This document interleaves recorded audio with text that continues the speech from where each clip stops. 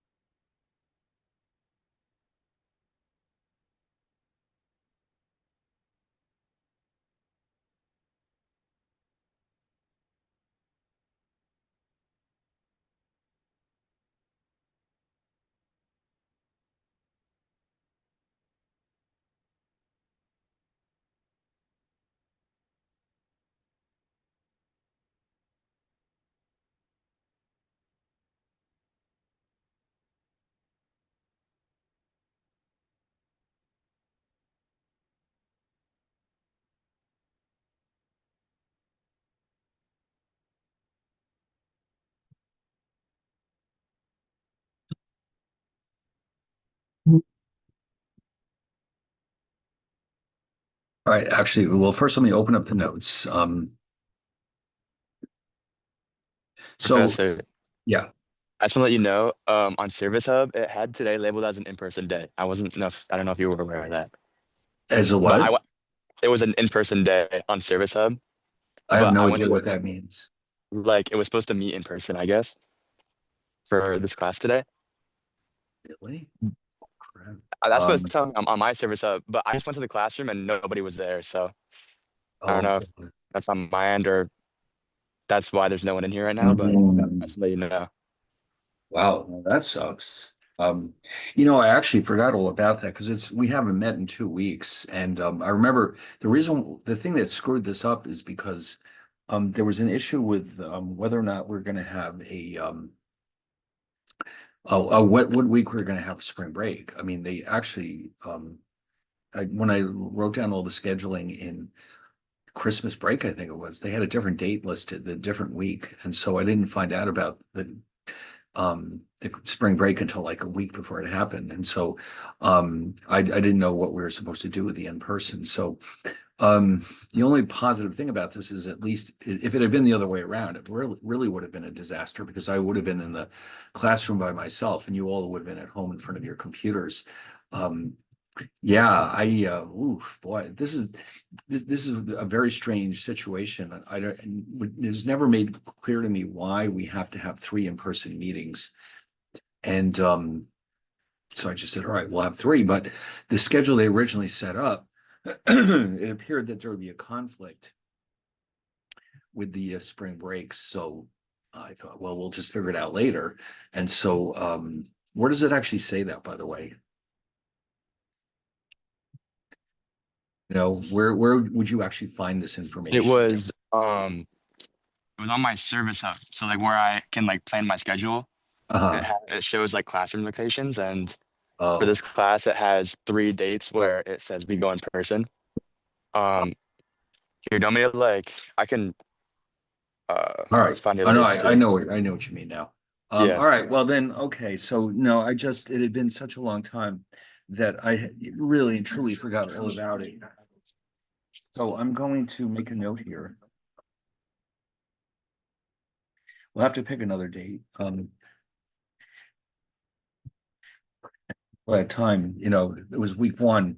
So, if anyone's already over there, I'll have to apologize to them, but I mean, at least they can watch the recording. So, yeah, I had no idea. All right. So I guess, we'll have to pick another date. We'll figure that out. What's the third one listed as? do you have it right in front of you? I'm looking right now. Just give me a second. Sorry. Yeah, just because I don't think they're ever going to do this again. It's just this for something. There's this one semester where they just suddenly decided, yeah, let's have three in-person meetings, and they've never done it before, and apparently they're never going to do it again. Yeah, so the 3 dates were the first day of class, right? Today and April 29th. Well, we'll have to do the three in-persons. It's just that obviously it can't be tonight. So what I'm going to do, we'll just go ahead with the class. We'll make the recording, and we'll just take it from there. But I think since what I will do is ask everyone what their opinion is about what would be the next date that we should do, because there might be days when nobody can be there. So all right, I guess there's nothing else we can do about it. So yeah, yeah, I just completely forgot about all about this. So anyway, so I guess we better get started. And so this way there's something for people to watch when they get home. So what were we doing last time? We were actually working on um oh, that's right. It was arbitrage.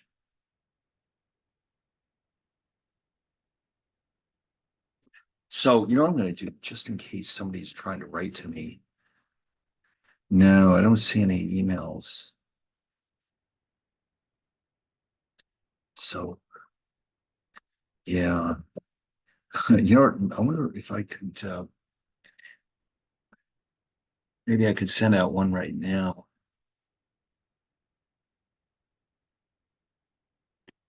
Yeah, maybe I'll do that in case somebody's sitting there waiting. Maybe I could still reach them by email. Um, let's see. So we'll go to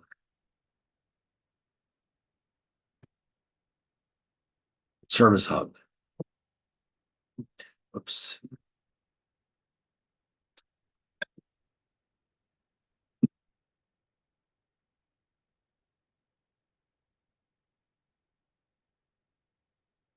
and get the roster.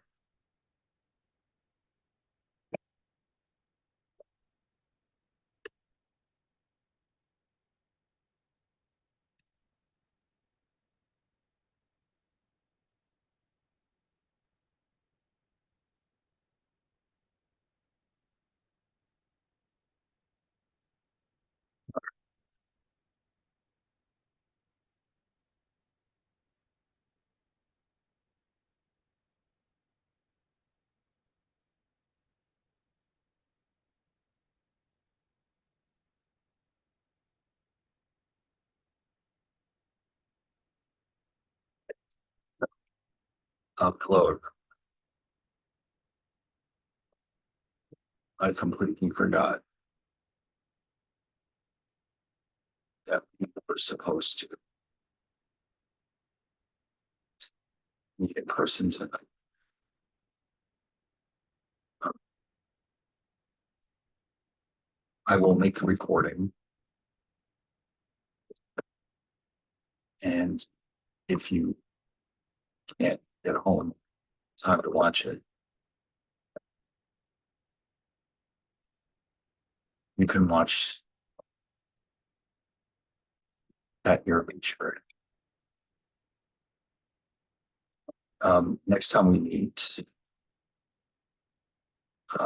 should choose a Tuesday that is convenient for everyone.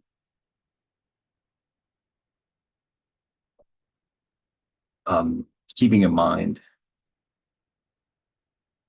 that April 29th is already scheduled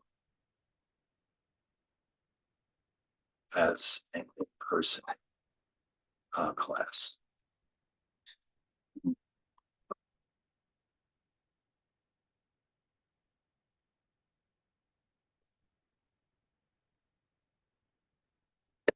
All right, so this way maybe somebody will see it, especially I think Nadia lives on the campus anyway. So all right, so I'll send that out. And then that way they won't sit in the room by themselves for an hour waiting.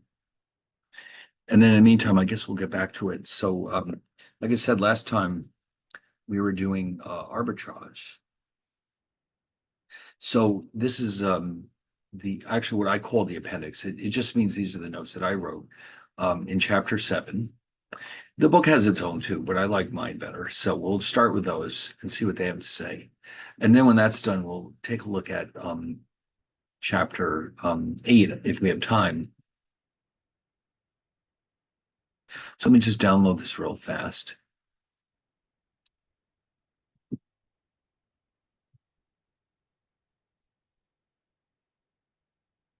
Yeah, there we go.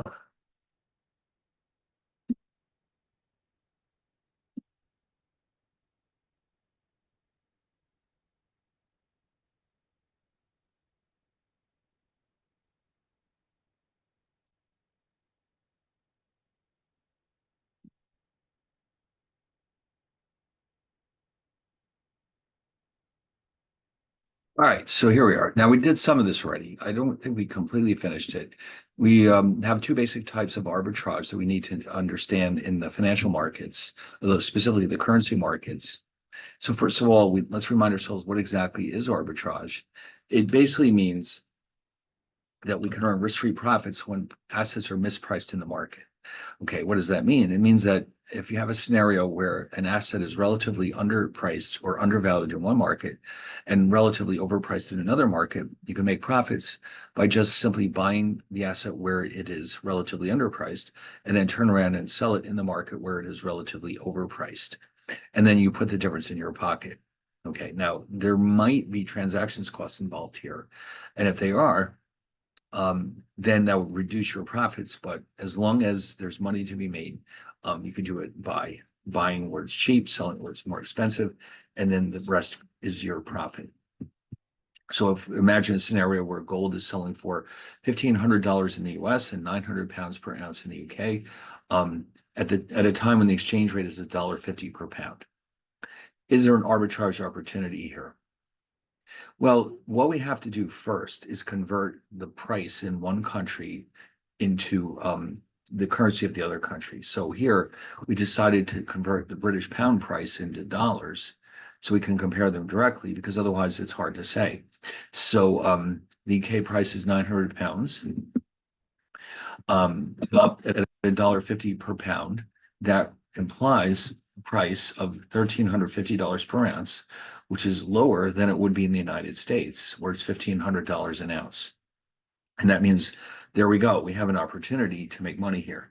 How do we do that? We buy gold in the United Kingdom, and then we sell that gold back into the United States at the higher price of $1,500 an ounce. Now, you're assuming here that you have the ability to actually do this, to make this transaction where you're acquiring gold at a dealer in London, and then you have the ability to ship it back to the United States and sell it through another dealer in the US. But assuming that all of this is possible, you can see that you would be earning $150 an ounce as a risk-free profit.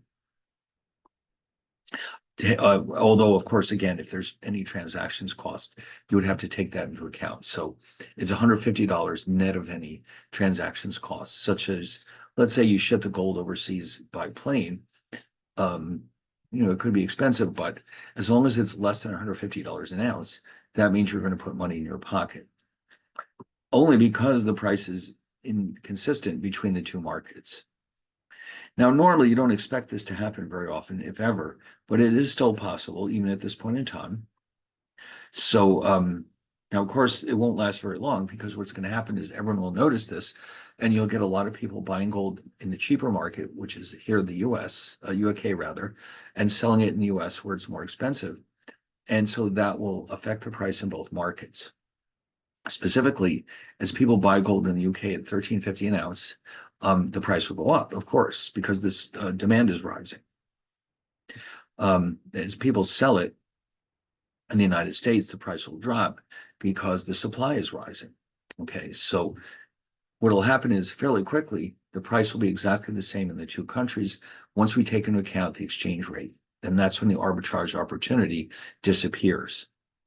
So in practice, like I said, markets are very efficient at this point in time. You don't run into this very often, but that doesn't mean it's impossible. So what it does mean, though, is that the fact that this is possible indicates that the price should be the same in both markets, right? Or if it deviates, that will be corrected very, very quickly. Now, most of the time, now this is, by the way, this is called goods arbitrage because this is a physical good. Um, it's a bar of gold, basically. So, unfortunately, in a case like that, the transactions costs are likely to be very high, which is going to make it much more difficult to earn arbitrage profits. Most of the time, we see this with financial securities like stocks and bonds, where the financial transactions costs are going to be quite a bit lower. Okay, you can sell stocks between brokers, for example, and there'll be fees, of course, but nothing like shipping an ounce of gold overseas. So the fact that there are opportunities occasionally means that the market is not perfectly efficient, but at this point in time, they are very rare, and when they do pop up, they will be exploited and disappear essentially immediately, or faster than a human being could even notice it, because a lot of this trading is being done with computers. We have a large number of financial institutions that are trying to make profits for their own accounts. And so they have computers that are programmed to look for these opportunities. And when they see them, they're programmed to jump in and take advantage of them by buying or selling. And this happens within, fractions of a second. So it's not easy to find these opportunities. And when they are found, often the amount of profit available is not very much. So these types of situations often are financed with a great deal of borrowing because otherwise the rates of return could be so low that it's hardly worth anyone's time to do it. So anyway, now the two basic types of arbitrage that we need to know are called triangular, and the other one is it's actually covered interest parity.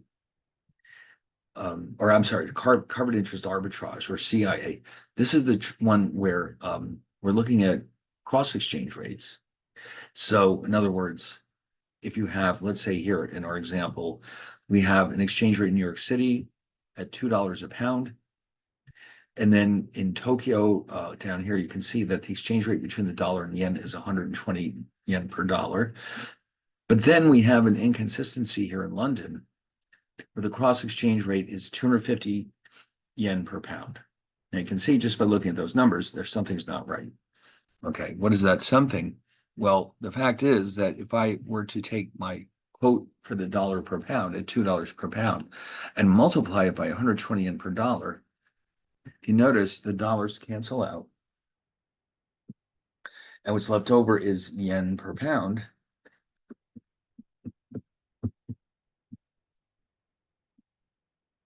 And so, hello, Mustafa. I screwed up. Sorry about that. Did you go to the school?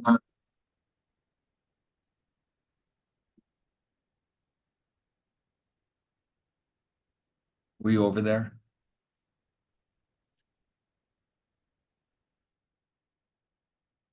Okay, maybe not. All right.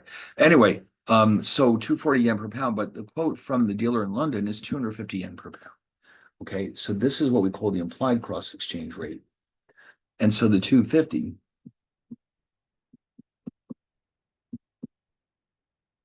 is what we're given. This quote is clearly inconsistent with the other two quotes, and that's why there's an arbitrage opportunity here. So the question is, how do we take advantage of it? We've got to be careful about that. If we do the wrong steps, of course, we'll lose money instead of making money. So we analyze these cases with these diagrams that are set up like a large triangle. And of course, that's where the name comes from. So I think if we look ahead a little bit, you'll see, here we go. This is the graph for this problem. So we've got the three quotes. And we're assuming that this is an American trader who's in the United States and starts with $1 million worth of the bank's money and who notices this opportunity before anyone else. So he takes the $1 million and he trades them for pounds using the quote for $2 per pound in New York City. And now he finds himself with 500,000 pounds. Now, this is where the opportunity is coming from. At that London dealer, we're taking our 500,000 pounds and we're saying, you know what, we like your quote of 250 yen per pound. Why don't we multiply those numbers together? And here's my 500,000 pounds, and you give me 125 million yen in exchange. Now, by the way, had they had the proper quote, those 500,000 pounds would have only been worth 120 million yen, which when brought back to the United States would have been worth exactly $1 million. So it's because this quote is incorrect or inconsistent with the others. That's where the profits are coming from, because now I've got 5 million extra yen, which I can now trade back into the US at a rate of 120 yen per dollar. And so I end up with, instead of $1 million, I've got 1,041,667. And so that extra is the additional 5 million yen. And if you were to divide that by 120 yen per dollar, you would see that this is the source of our profits.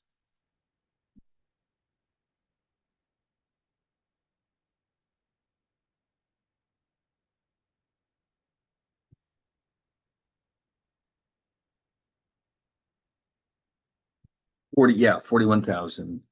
It's not a coincidence. This is the 41,667. And those are our profits. Now, had you gone the wrong way around this triangle, you would have lost pretty much the same amount of money. Let's see, in fact, I actually did set this up so you could see that if I started with dollars and I went into Japan with 120 yen per dollar, I would have had 120 million yen, which then I could have taken to England, and I would have taken advantage or tried to take advantage of this incorrect quote. And that, unfortunately, would only leave me with 480,000 pounds, which now becomes only $960,000. So I end up losing, of course, $40,000.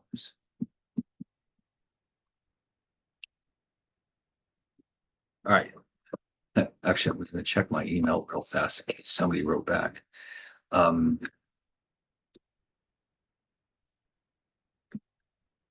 oh, so they're just saying, okay.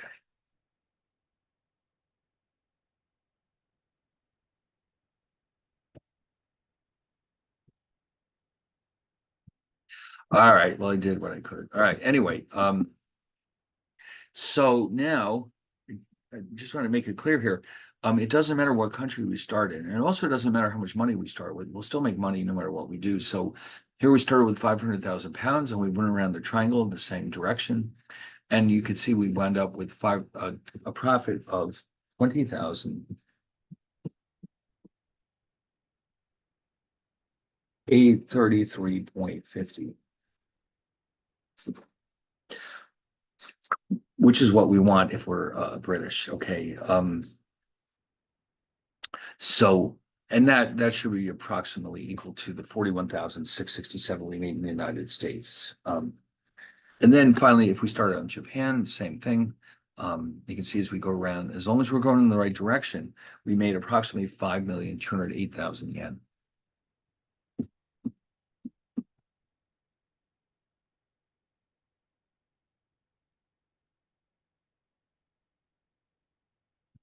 Okay. So now we come across here interest rate parity, which is a little different because now we're looking at the relationship between spot exchange rates and forward exchange rates. Okay, so just a quick reminder. In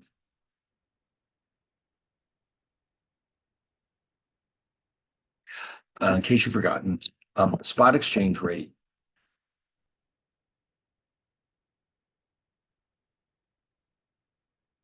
is the price paid for a currency which is delivered immediately. So if I need pounds right now to go to London for a trip, I'm going to pay the spot exchange rate for them. A forward exchange rate is the price paid for a currency which is delivered in the future. typically 3 months, 6 months, whatever it happens to be. Now, there is a very precise mathematical relationship that ties those together, as we saw last time, and that is called interest rate parity. So if the relationship between the spot and the forward exchange rate is different than what is implied by the interest rate parity condition, that will give us the opportunity to earn arbitrage profits. So instead of the relationship being between three currency quotes, here it's between spot and forward exchange rates. Again, as always, what we're looking to do is buy the one that's cheapest and sell the one that's most expensive, although it's a more complicated process because with this type of arbitrage, what you're effectively doing is you're borrowing in one currency and lending in the other, and then you're using a forward contract to lock in the price at which you can deliver the proceeds.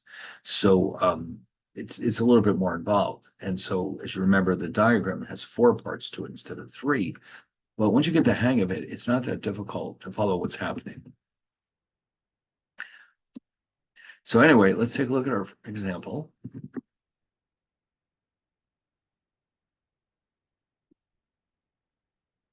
So first, this is the formula. Okay, so what's happening here is that E is the spot exchange rate.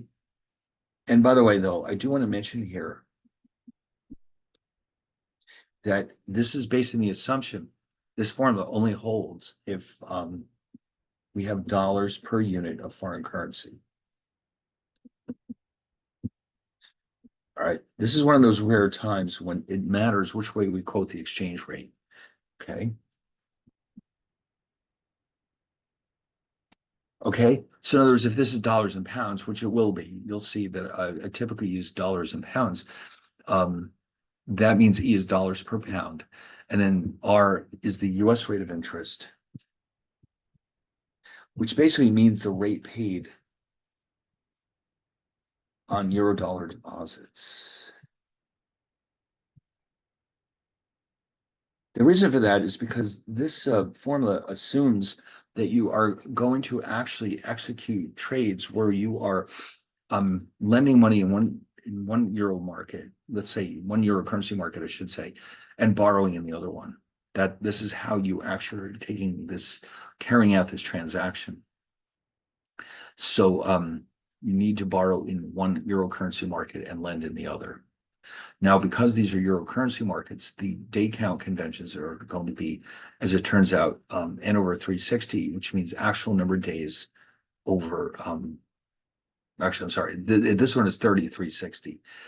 N is the number of days in your forward contract. So the euro currency markets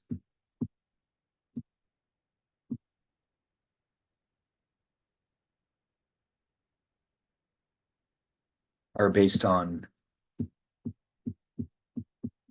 a 3360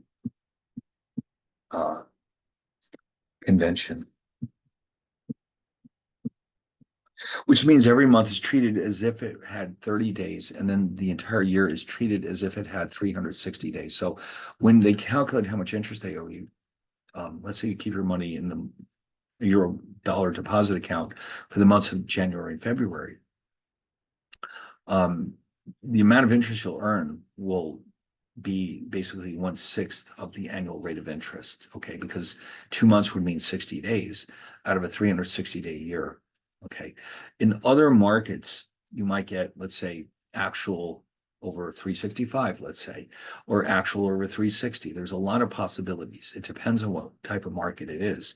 But here it happens to be 3360. So, for example, a 90-day or 3-month forward exchange rate refers to 90 days or a quarter of a year. The star means that it's the foreign country, whatever it is. So that would be the UK if this is the dollar and the pound. Okay, meaning the rates that's paid on euro sterling deposits. And then, of course, F is the forward exchange rate. Actually, rather than calling it just the forward exchange rate, what I should do is call it the end day forward exchange rate. Because with the forward exchange rate, you have to specify the time frame. And In this case, that would be dollars per unit of foreign currency. All right.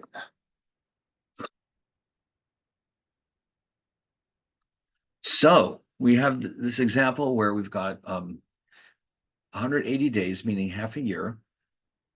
What we want to do is take a look at the forward exchange rate for 180 days and see if it's consistent with the interest rates in the dollar market, pound market, and the spot exchange rate. So the numbers we're given are this is the US. Now, by the way, these are the annual rates right here.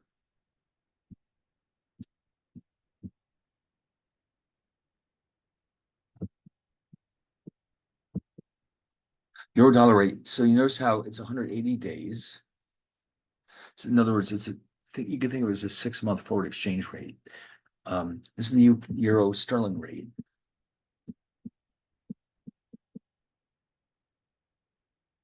And then the 180 again it has to be consistent with the numerator. This is the number of days in the uh, until the maturity of this forward exchange rate.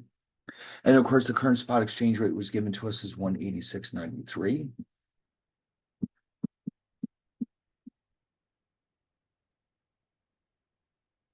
And then that implies a forward exchange rate of this. In other words, if you call up a dealer and say, listen, I need to buy pounds in 6 months or 180 days, this is the quote they would give you. Now, by the way, we mentioned this before. In actual practice, there'd be a bid-ask spread surrounding this number. So in other words, you would buy it at a slightly higher price, you'd sell it at a slightly lower, but this would be, think of it as the midpoint of the bid and the ask spread, or prices, I should say. So this number is the one that we must be given as a quote in order to avoid arbitrage opportunities. So if the dealer gives me a different number, I can make risk-free arbitrage profits at his expense. Now, of course, again, there's always the caveat that the profit has to be enough to compensate for transactions costs, but in a case like this, they're going to be very, very minimal, unlike shipping a bar of gold across the ocean. By the way, if you're wondering what would happen if the quote was dollars, pounds per dollar,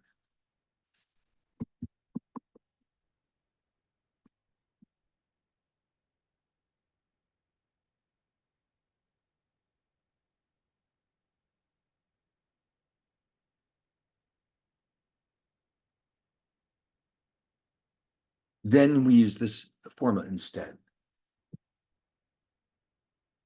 We're not going to do that in this class, by the way, because I think it'll get confusing. We're just going to stick with the original one where it's dollars per pound. But just be aware that if you do have the opposite, let's say you're using yen per dollar, you have to change this formula. Now, if you notice very carefully, all we've really done is flip it upside down. In other words, the numerator becomes the denominator and vice versa. That is the difference between the two. So in other words, what's happening is, in effect, you're reversing the role of which is considered to be the domestic currency and which is the foreign. All right, now, it turns out that the reason why this formula works is because this is giving us the only forward exchange rate at which the rate of return to investing in both currencies is the same. So in other words, let's take a look at an example here. What if I'm not interested in earning arbitrage profits? I just want to know how much will I earn if I invest in euro dollars or euro sterling. That's all I care about.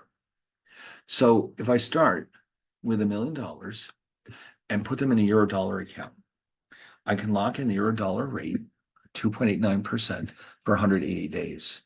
If you do the math, you'll see that that means at the end of the 6 months or 180 days, I'll have a balance of $1,014,450. Or in other words, I've earned interest of $14,450. All right, fine. So now here's the interesting question. What if I instead decided to put my funds in euro sterling, but I'm not willing to bear any foreign exchange risk? Now, clearly, I could put my money in a euro sterling account now, and it looks like I'm earning a much higher rate of interest. The only problem is, what if in 180 days, the pound has gotten, the dollar's gotten a lot stronger, meaning that each pound that I hold is worth fewer US dollars. That means I could end up losing money, not only not earning the same interest rate as I could have with euro dollars, but even actually ended up with less money than I started out with. So, in fact, maybe I'll show you an example of that in a minute. So let's say that instead we're going to invest in euro sterling. So we have to convert our dollars to pounds at the spot exchange rate, invest at the euro sterling rate. But in order to avoid any foreign exchange risk, I have to enter into a forward contract, sell pounds for dollars, because I'll eventually want to bring these pounds back to the United States. And that is done to avoid any foreign exchange risk. So I want to lock in a known rate of return. But what is the forward exchange rate at which I'm able to do this? Well, that's the key to the arbitrage. Okay. If this forward exchange rate is the correct one, or the one that's consistent with interest rate parity, you'll see in a minute that this whole process will give me at the end this same amount of dollars. Okay, let's run through this for a second. So we start with the spot exchange rate of 186.93. The $1 million we started out with brings us 534,959.61 pounds. And now I put them in a euro sterling account for 180 days, where I earn this much interest. And that means the balance in 180 days is known to be 547,670.52 pounds. Okay. Now here's the tricky part. If I just hang on to them and sell them back for dollars in 6 months, I have no idea what the exchange rate will be in 6 months. So how do I avoid any foreign exchange risk? I now, while I'm setting this up, I have to also enter into a forward contract to sell these pounds for dollars in 180 days. So the rate that I just showed you that is consistent with interest rate parity is 180, where is it? 186.93. No, it isn't. Sorry, that's the spot. 185.23. So let's say that is in fact the quote that we're given, 185.23. That means in 6 months or 180 days, those pounds will be worth, what do you know, $1,014,450. Huh. So now I just want to show you, this might be interesting. Suppose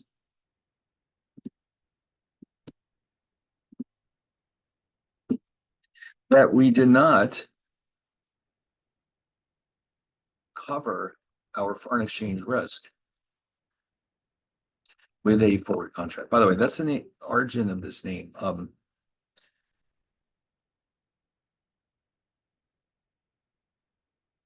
other words, the reason why the arbitrage process that is earned in this type of situation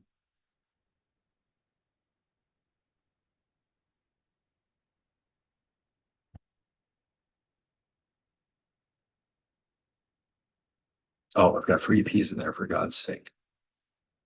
The reason why the arbitrage opportunity that can arise with the relationship between spot and forward exchange rates is called covered interest arbitrage.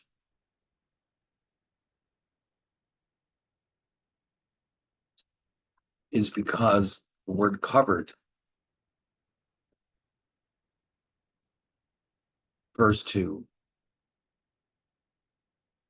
hedging risk with a forward contract. The risk is covered, basically. That's what that's all about. That's why the name of the condition that shows us what the appropriate forward exchange rate is called interest rate parity, which we mentioned up here. This equation is the interest rate parity condition. but the arbitrage itself is referred to as covered interest arbitrage. Okay. So before, well, I guess we weren't being inconsistent. The name triangular came from that diagram. So here you can see that this is referred to as the interest rate parity condition.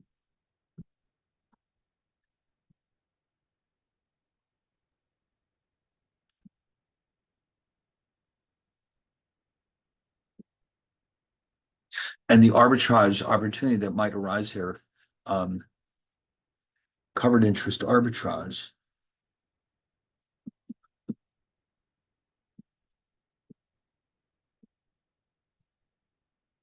which, sometimes is interestingly enough, it's called CIA, although it's not that CIA. Covered interest arbitrage is the process followed to earn risk-free profits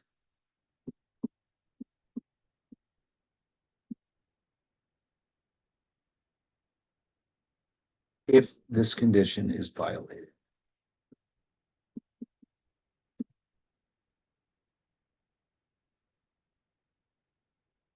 Okay, so just be aware of those names. Interest rate parity is that condition that ties together the spot and the forward exchange rates, but the arbitrage itself is called covered interest arbitrage. By the way, there's a separate type of arbitrage called uncovered interest arbitrage. We will not be looking at that here, though. But there are other types of arbitrage, but these are the most important ones. All right. So, oh, you know what I better do? I better save this real fast before I forget all about it.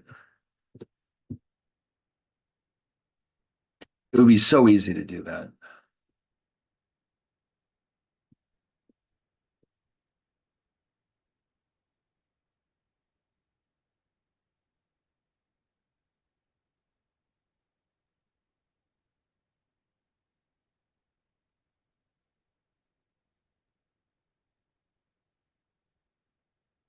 And while we're at it, let me see if anyone else is trying to break through here now. I guess I'm hoping that everyone got the message and they're not sitting there. I doubt it.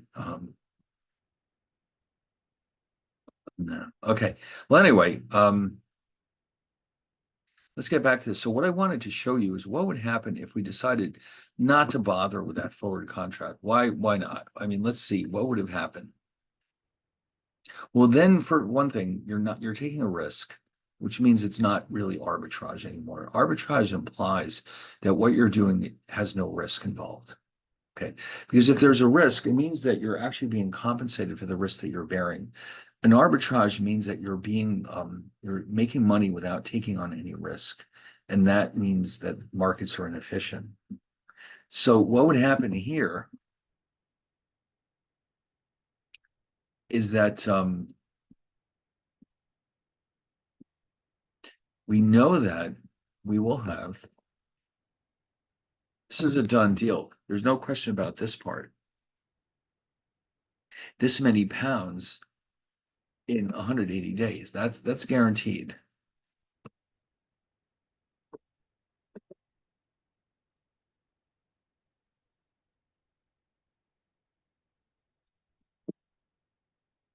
Okay, now imagine two scenarios.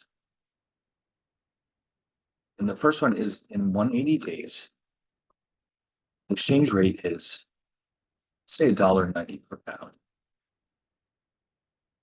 And the scenario B in 180 days, the exchange rate is $1.80 a pound.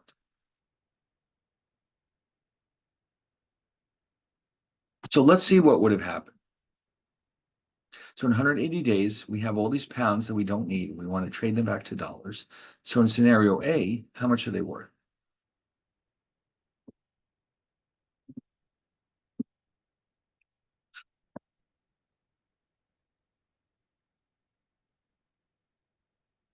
Um, let's copy this here. And remind ourselves that we have this many pounds. And if I now multiply them by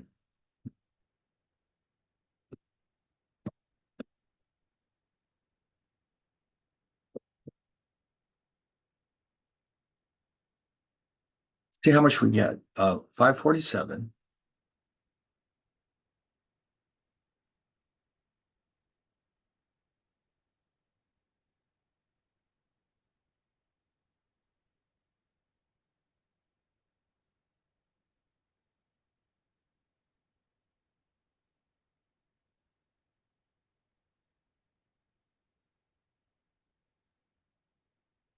All right, I was having issues with my calculator. 547, 670.52 is multiplied by 1.9, and that gives me 1,040,000. 574, let's say. And in scenario B,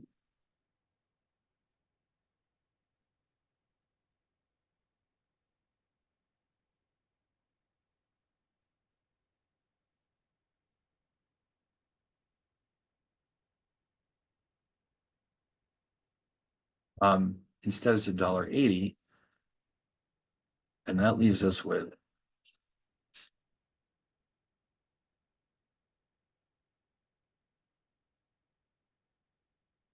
let's find out. 547, 670.52. So we'll multiply that by $1.80. 90, see, there you go, 985. 806, 807, let's say. So big difference, huh? I mean, the one amount we ended up with when we covered our exposure with a contract was 1 million. When we used a forward contract, we ended up with 1,014,500. Here we ended up with a little bit more than that.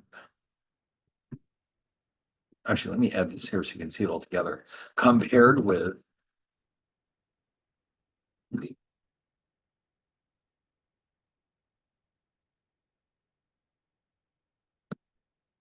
and then the same thing with the second scenario.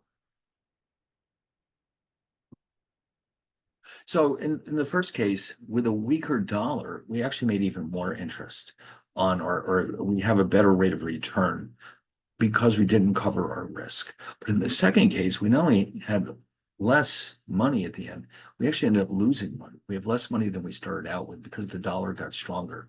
So that's why with this type of arbitrage, we always sell or we always put whatever exposure we have into a forward contract. Okay, that's the only way we can lock in a guaranteed rate of return. So it's also the only way it can be a true arbitrage because then there's no risk. So anyway, that's why that's an integral part of this whole process. Anyway, so now here's the case where the forward exchange rate is where it should be. So this is essentially what we just did. If I were to invest in the UK at $1 million, we have the spot exchange rate here. We have 534,959.61 pounds. At this euro sterling rate of interest, in 6 months or 180 days, we'll have 547,670.52. Multiplying that by F, the correct exchange rate, we'll end up at 1,014,450, which is exactly what we would have had we simply invested the money in the euro dollar market for 6 months at 2.89%. So that's how you know that F is correct.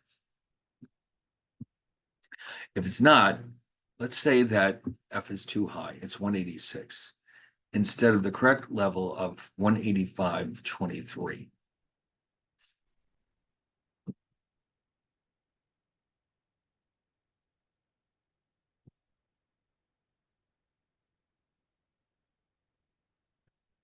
So the forward exchange rate is too high. The dealer is offering too many dollars per pound. So that means at some point in our progression, we want to make sure that we are trading through a forward contract dollars per pound at the higher or artificially high forward exchange rate. So let's go to the diagram real fast. Meaning that if you notice, we're going to start in the upper left-hand corner with dollars. We're going to convert them to pounds at 186.93. Now, this part is exactly what we had before.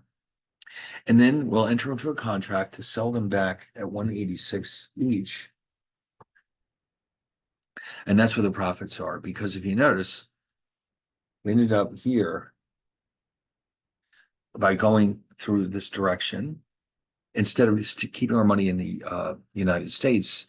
By leaving our money in a euro dollar account, we end up with the original amount of 1,014,450.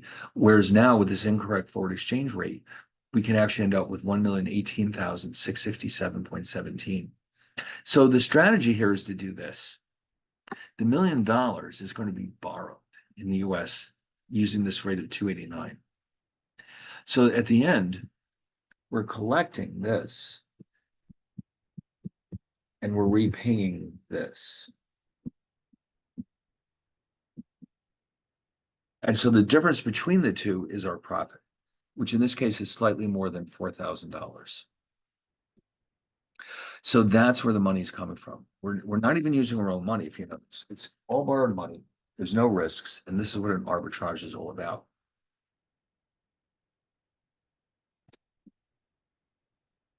Now, by the way, if I'm making $4,000, whose pocket is it coming out of? Well, the dealer that gave me this bad quote.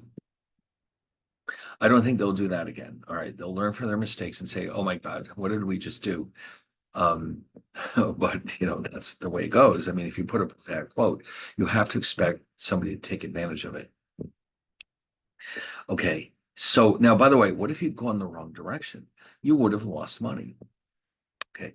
Now, in a case like this, though, going the wrong direction is a little bit more involved because what you're doing, if you're going the other way around, let's say, for example,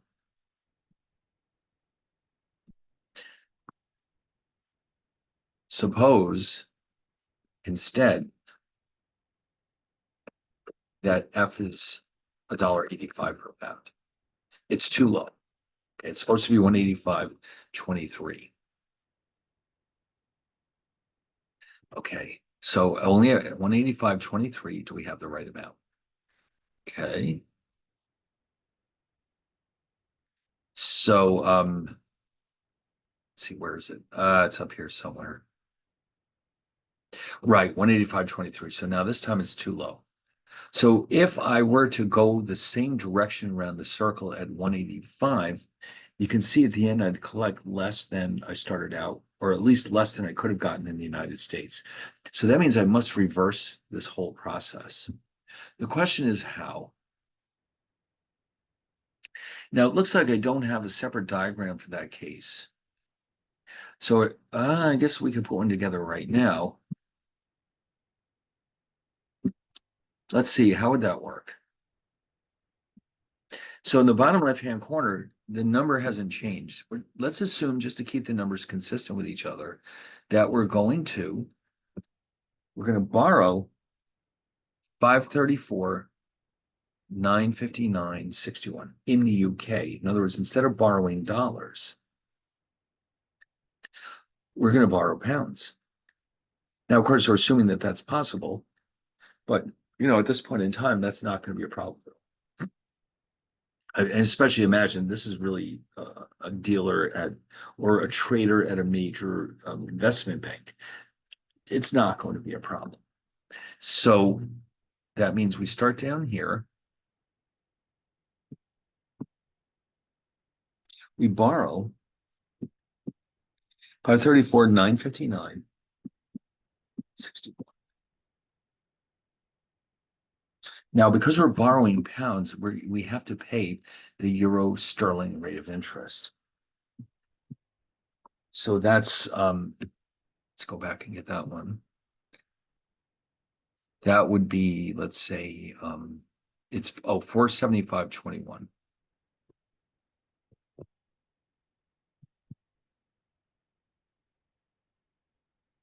And that's for 180 days. So the repayment amount here is going to be the same as it was here, except this time we are not trading this back for dollars. We have to pay this back 547, 670.52.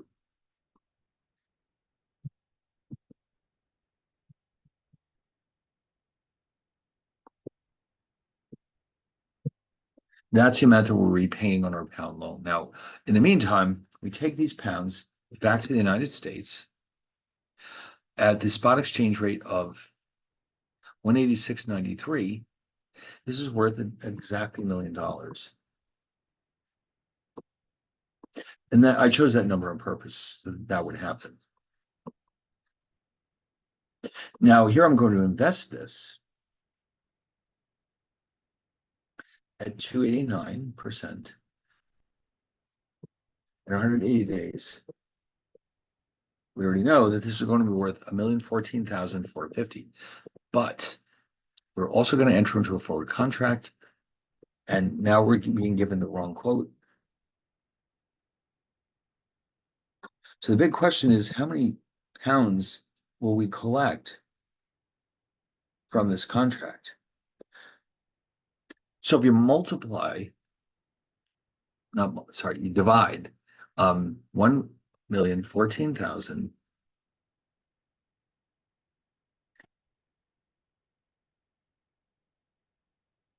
divided by 1.85. Oh, wait, sorry. We have a typo in here. 1,014,000 divided by 185. 548.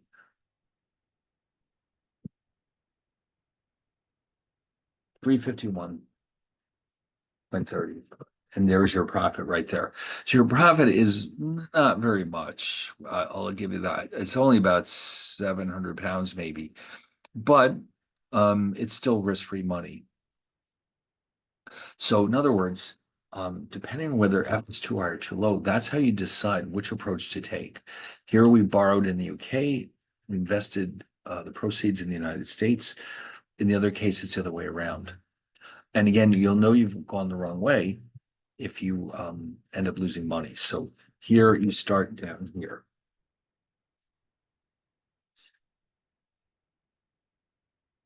And you end over here on the bottom right-hand side. It's not like the triangular arbitrage where you start and end at the same place. Whereas this one up here, we start here and we end over here. Okay, so it's a little bit different than the triangular arbitrage graphs.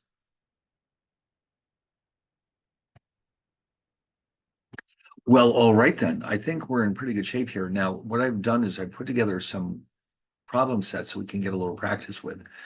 Also, I noticed that the MindTap assignment for this weekend is based on what we're doing here. So we want to make sure that we do this properly and make sure that you can do all those questions.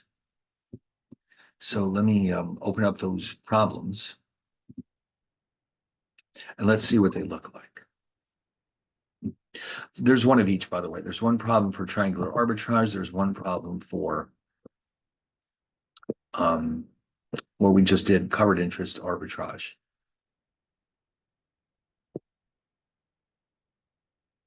All right, so here they are. Extra review questions. That's what I decided to call them. Because this is the kind of thing you really could use. The more practice, the better, I think. It's not easy. It takes a while to get used to this.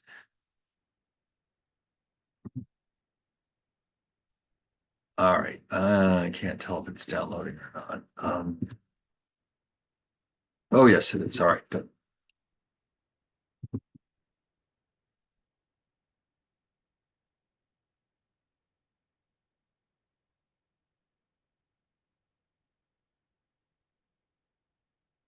All right, so you can see there's just two problems here, very similar to the ones we've been doing. Let's start with the first one.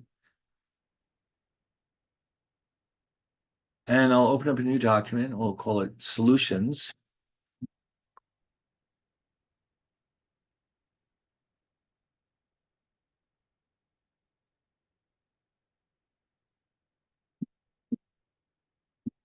Let me save this.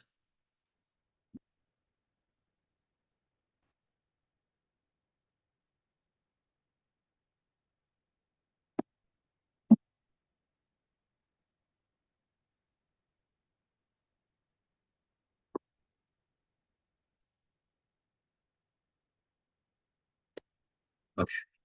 And of course, I'll be posting these on Brightspace when we're done.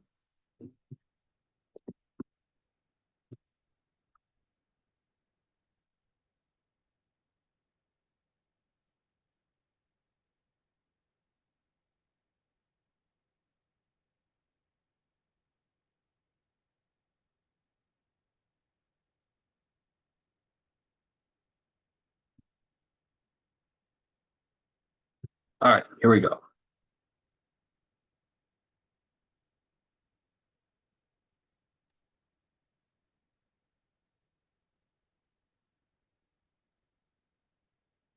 So the first one is a triangular arbitrage problem, as you can see.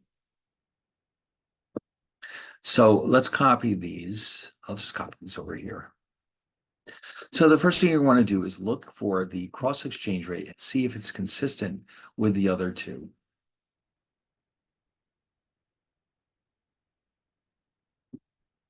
Let me just make one little change here.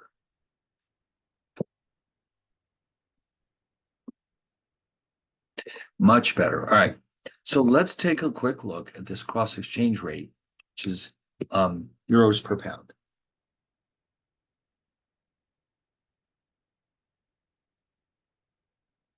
So I want to know if this is consistent or not. Now, I've got two other exchange rates. I can either multiply them or divide them. So, well, here's the way to think about it. If you aren't sure which it is, what you have to do is make sure the units cancel each other out. So I'm going to divide here.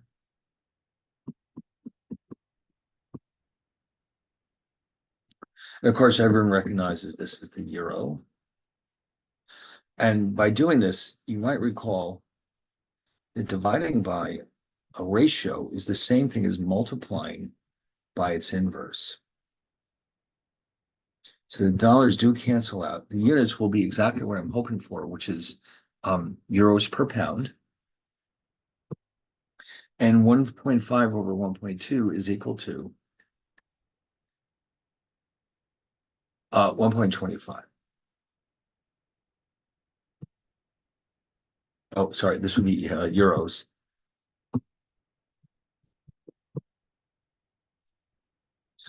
So this is the implied cross exchange rate.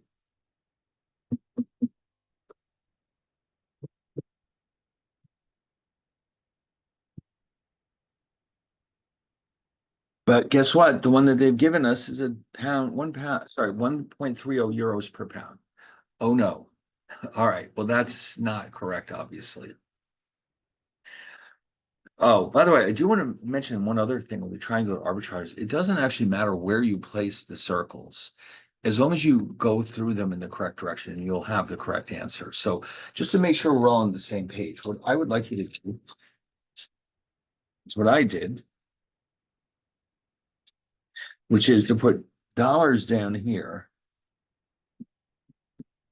pounds up here, and euros over here. So if you are doing this as an assignment of some kind and you change the order, it doesn't make any difference. As long as you're doing the same direction or the consistent direction, you'll be good. So we'll start again with $1 million in the United States.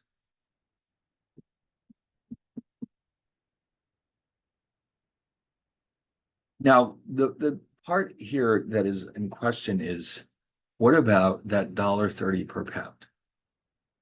Well, that quote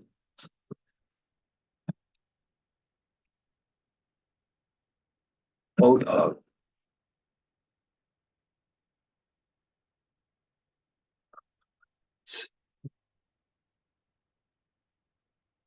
hmm,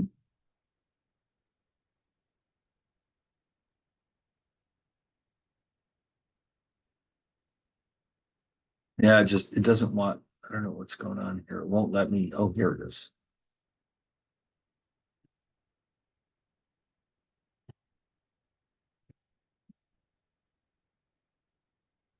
Indicates that the dealer is paying too many euros for each pound. Our objective then is to sell pounds to this dealer and buy euros.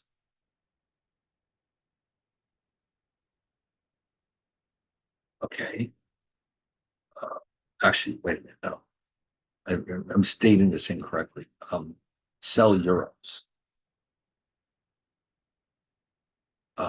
to the dealer. Sorry, we're selling euros because they're overpriced in exchange for pounds. That's better. Okay. So how can we do that? Um, what we're going to do is take our dollars.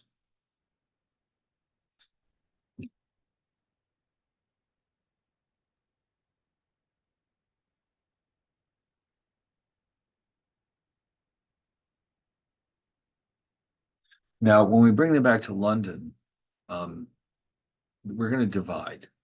Okay, $1 million divided by $1.50.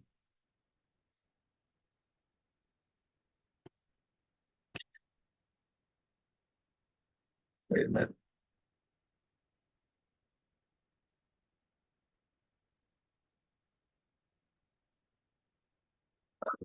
Same thing. Sorry, I made a typo. Yeah, 666.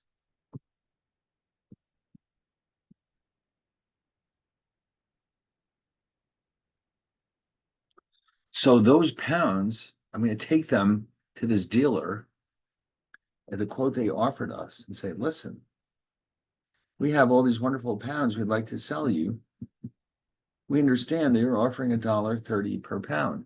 So we're going to trade you all the pounds that we can for all the euros that you have available, if we can.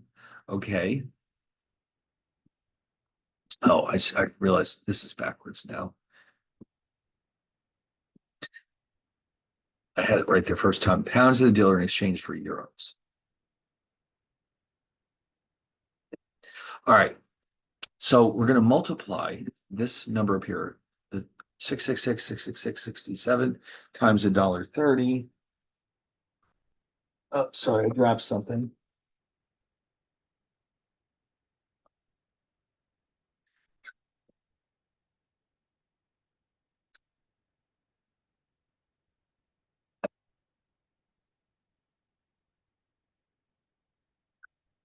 Okay, let's do that.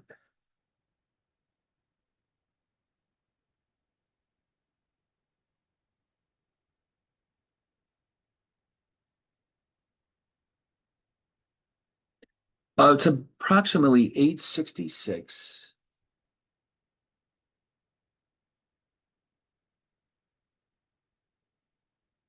666, 67 euros.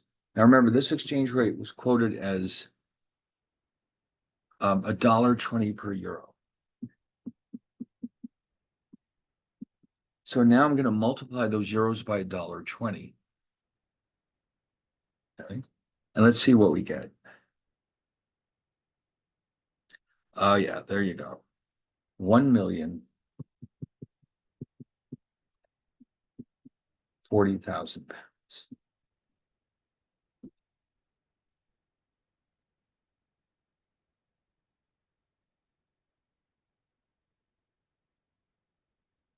That's our profit, of course. So if we'd gone in the wrong direction, of course, we would have lost money. So this must have been correct. Now, again, if you went the wrong way, you would just lose money. You go back and start all over again. The only way this can be avoided is if the quote here is actually equal to 125, because if it is, you'll end up with $1 million, exactly what you started with. Okay. So the triangular arbitrage is actually pretty straightforward because there's only two ways you can go, and one of them is right, one of them is wrong. So, and I did say that the order of the circles is not really relevant. You'll make money if you go in the right direction, no matter how you set it up. It also doesn't matter which currency you started out with, doesn't matter what country you're in. As long as there's an inconsistency, you'll still make money. All right. Now, what's the next question? Ah, covered interest arbitrage.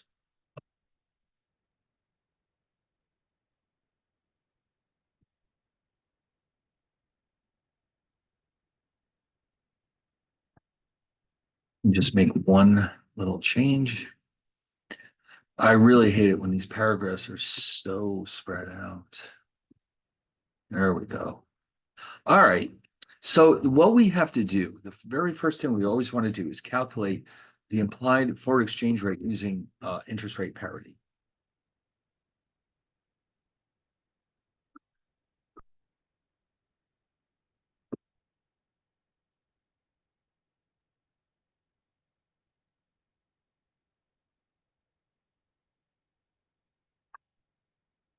All right. So, oh, what happened? Oh, there we go. So let's do that.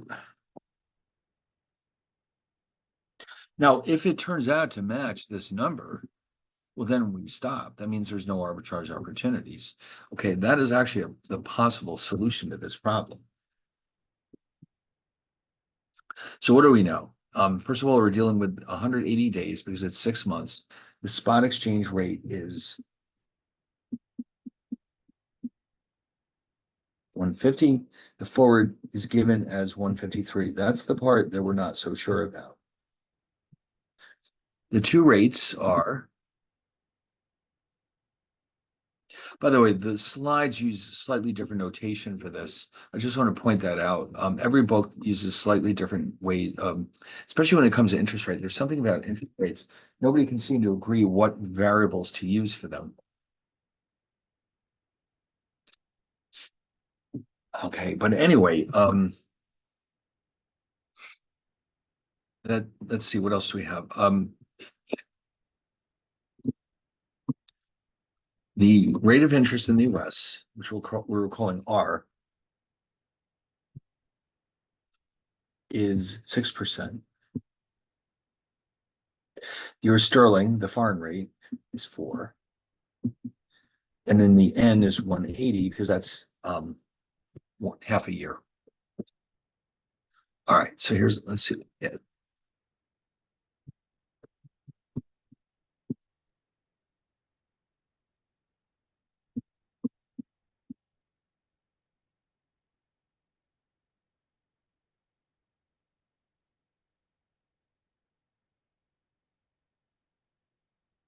150,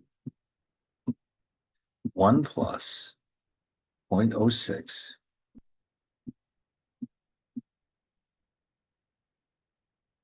over 1 plus 0.04.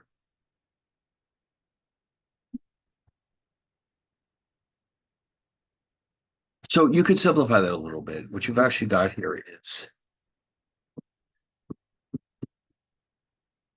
in the numerator, you just have 1 plus 3%. You're just cutting those interest rates in half. So this number will be slightly higher than $1.50. Let's see how much higher. Usually these are rounded to 4 places, by the way.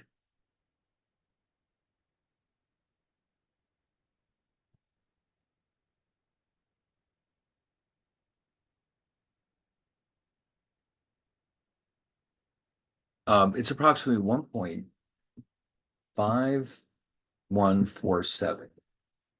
That is the rate at which there would be no arbitrage opportunities, or in other words, investing in the a euro dollar deposit would provide the same return as investing in a euro sterling deposit, as long as we use a forward contract to cover our interest rate risk foreign exchange risk. But instead, the quote we were given is $1.53.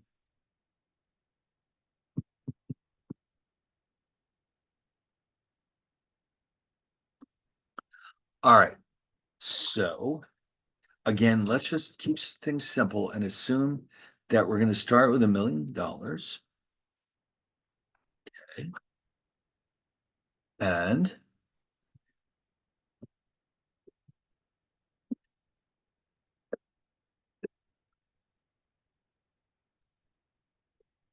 so here's what we're going to end up with.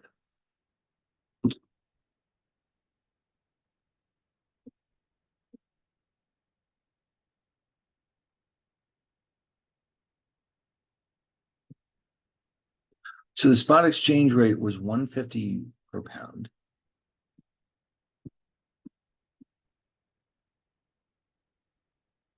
Which leaves us with this many pounds, which will then be deposited in a euro sterling account. And again, this is 180 days.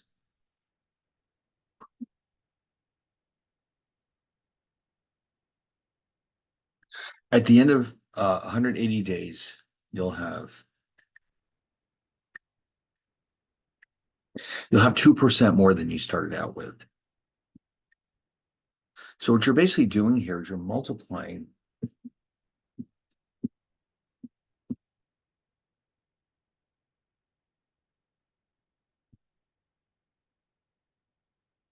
this by 1.02, which gives me 680,000 pounds. Even, it's almost exactly 680. That's pretty interesting. It usually doesn't work out so nicely, as you can guess. Now, of course, we are in the United States. We need to bring these back to the United States. We're going to enter into a full contract using the very high quote of 153 per pound. And this is where the money is coming from. The pounds are being converted into dollars at a very high rate. F is too high. It's at 153. And that's going to bring us hold on.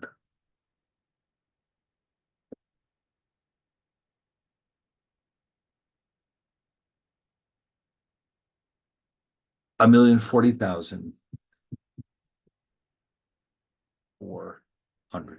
Now, that's how much we're earning from this process.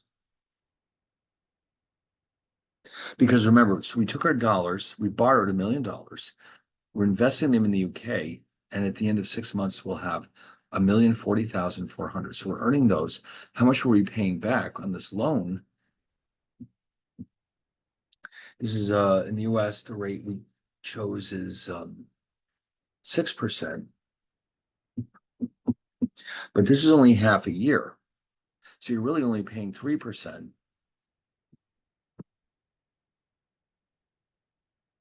Or $1,130,000. And so look what happens. Our profit is $10,400.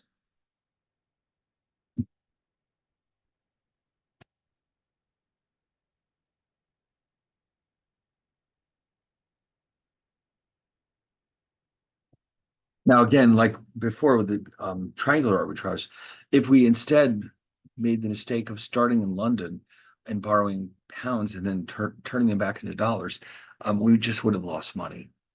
So we would know that something's wrong and you could just reverse the whole thing. So those are two classic examples of these two types of arbitrage. So yes, like I said, I'm going to save and post these. Hold on. I just want to make sure that I'm saving everything. It makes me nervous not to know if I'm saving this stuff or not. Because you know what's going to happen if I don't.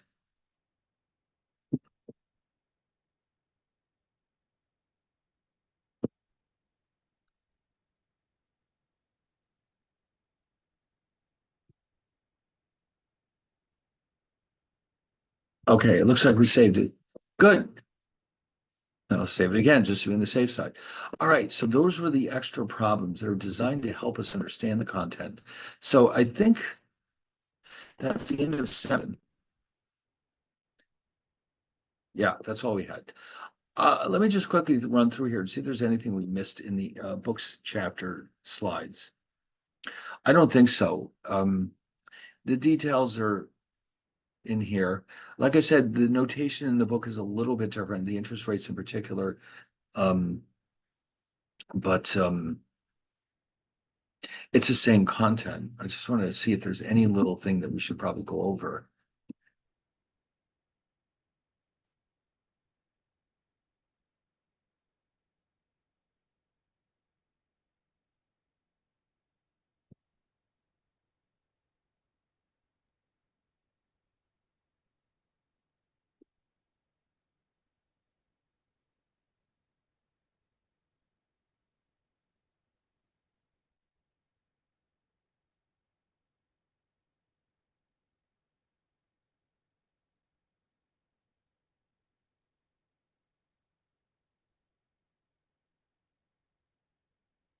See, one thing they are doing here, they are showing the bid and ask spreads, but um, this is an example where two banks have inconsistent prices with each other.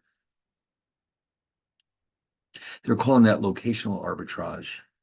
Then they're talking about gains from triangular arbitrage.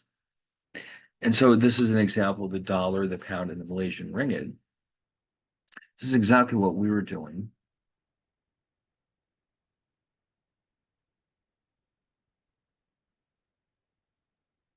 Let's see. This is our covered interest arbitrage, except it looks like their diagram is a little different. But you can use either one to get your results. It doesn't really make any difference. Um, the interest rate parity, you notice how it's got IH. That means the home interest rate. IF is the foreign rate. This is the same thing, except that they're assuming here that you've already adjusted the interest rates for the amount of time involved. Okay, that's graphs are trying to show you how you know when there's an arbitrage opportunity. Um, yeah, that's it. That's all they have. All right, great. So let's move on to eight. Now, eight is a little bit different because with eight, we're looking at long-term factors that affect exchange rates. In the short run, it's understood that or assumed that one of the main reasons why investors buy foreign currencies is not so much to buy foreign goods, although certainly there's a lot of that too. But it seems that the volume of trading is mainly driven by investors investing in different countries. In other words, if I'm an American and I want to hold British pounds, so I can buy British stocks or British bonds, that is one of the main sources of trading in the foreign exchange markets. I could also use my pounds to buy British goods, but the majority of the trading seems to come from the desire to invest in foreign countries. So what they're going to do here, show us some of the relationships between um, exchange rates and different economic variables. Also, we're going to assume that in the long run, that the primary motivation for holding foreign currencies is to actually buy foreign goods and services. So in the short run, we're assuming that the main reason for holding currencies is to invest in foreign countries, whereas in the long run, the focus shifts to actually buying or selling foreign goods and services. All right, anyway, so let's take a look at these conditions. All right, here we go. Eight. So you see it's called the relationships among inflation, interest rates, and exchange rates.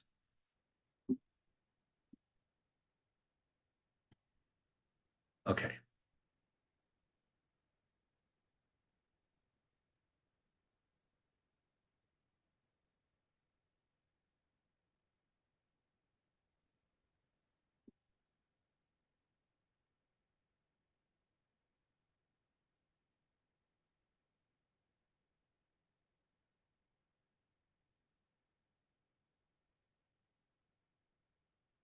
So before I do that, I just want to quickly save this file.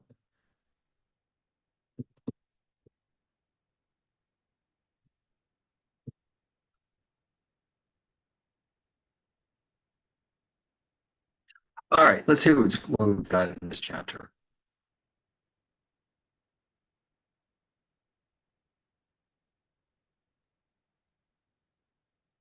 So these are some of the things we're about to look at. We're going to introduce the concept of purchasing power parity, which is basically a theory of exchange rate determination based on the idea that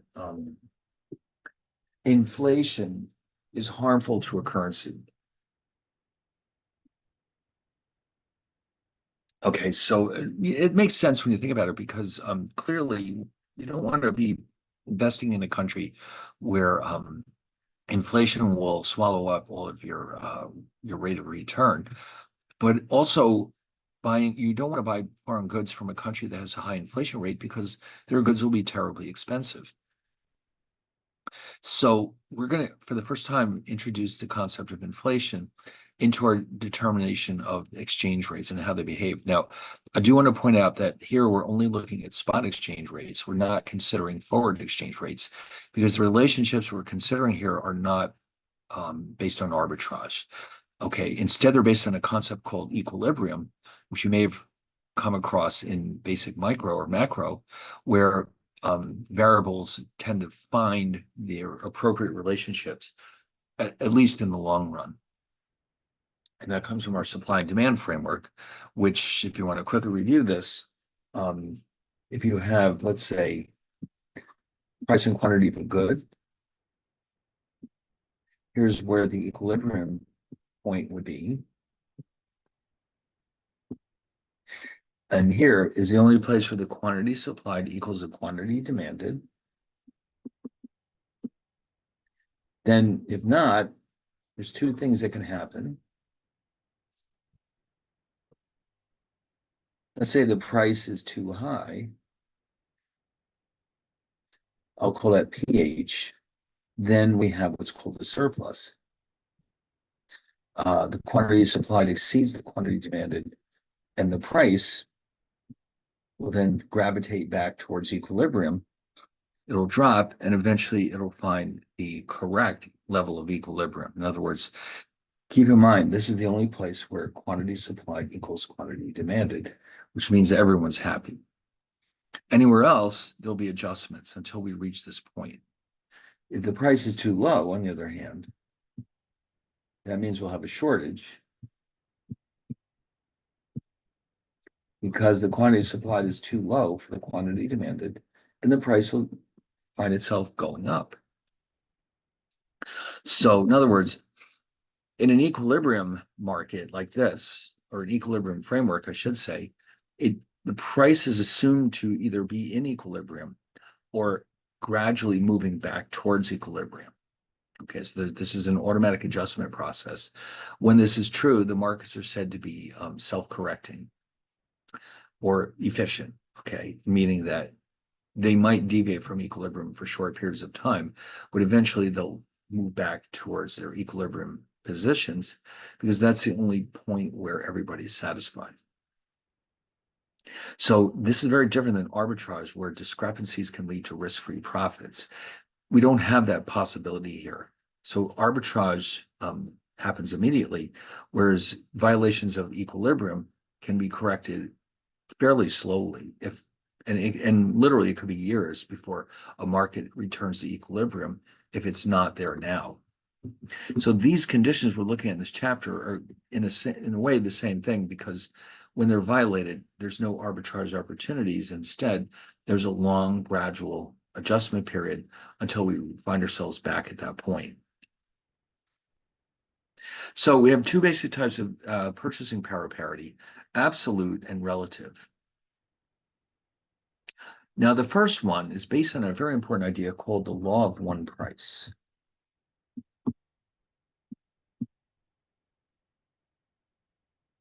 Okay, now what is that all about? All right, let me introduce that to you.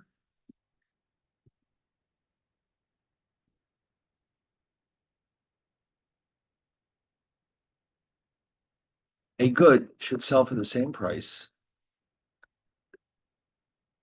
in two different markets after taking into account the exchange rate.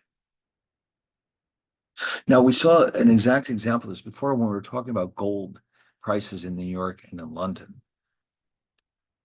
So, for example, we saw earlier that gold must sell for the same price in New York and London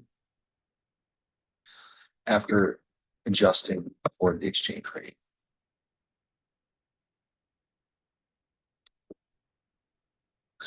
Now, in the case of the gold, that leads to an arbitrage opportunity. That's because gold is a recognized commodity that everybody agrees on its value. It's the same quality in both countries. So it's understood to be the same asset in both countries. That wouldn't be true for other types of goods for the most part. So in this case, arbitrage opportunities can rise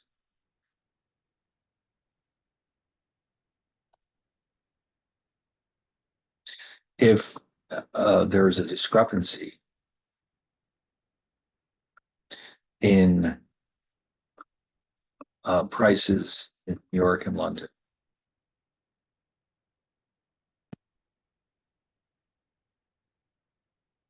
This is typically not true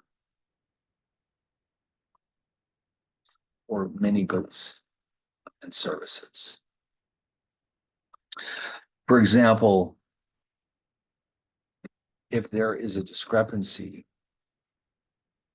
in the price of eggs in the two countries, it would not be realistic to try to earn arbitrage profits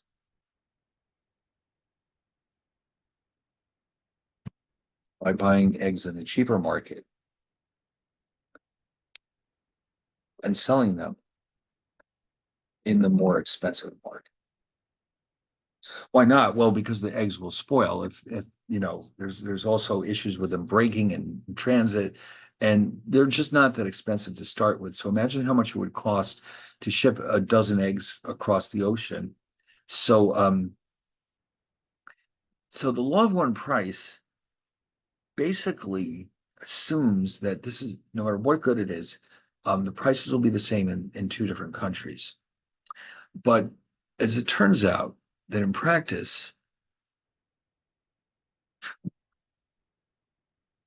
the law of one price can be violated for many goods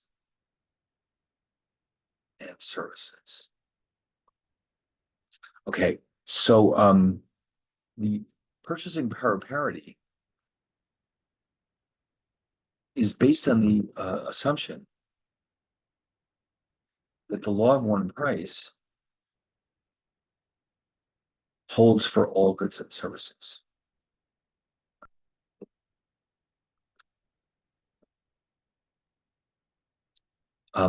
If this is not true, which of course it is not, then the purchasing power parity condition is unlikely to hold in practice. Okay, so I'm just telling you right up front, this purchasing power parity condition is not terribly realistic. It's one of the earliest attempts to estimate the value of exchange rates, but it, you know, and it may have been more realistic at one point in history, but right now there's no reason to believe that it would hold. But having said that, its close companion or its relative, absolute relative PPP, I should say, is actually surprisingly accurate in the real world. Okay, so like I said before, there's two versions of purchasing power parity. So absolute purchasing power parity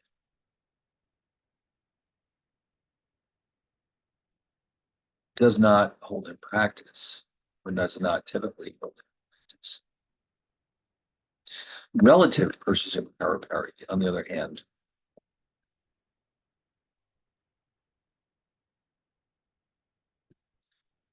is much more realistic. It is based on the idea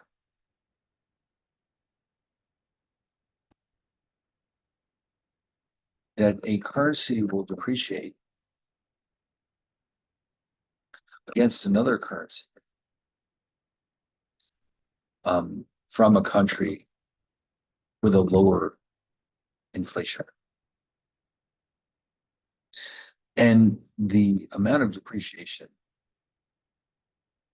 will reflect the difference in the two countries' exchange rates. Okay. So no, it'll make more sense when we see our first example, but it's instead of saying, well, listen, prices should be determined. Absolute PPP is basically saying, you know what, prices should be the same in both countries.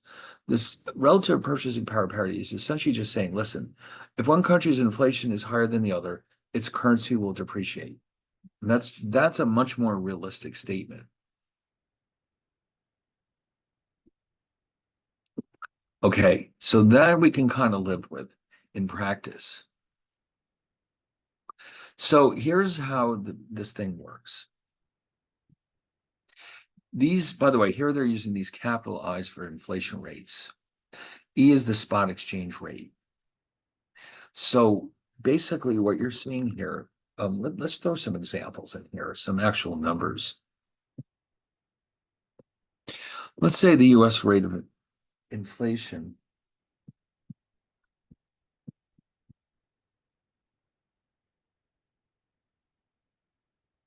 is, I don't know, 2%.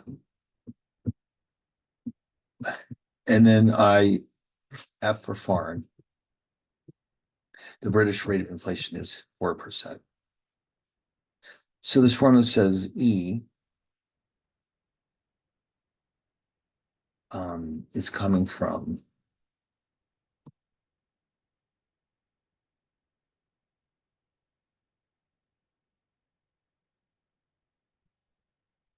what is that equal to? Let's see.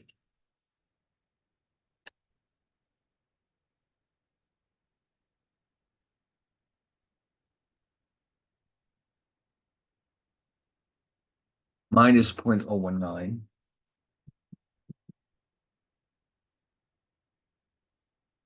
Now, EF is not actually the spot exchange rate. This is the percentage change.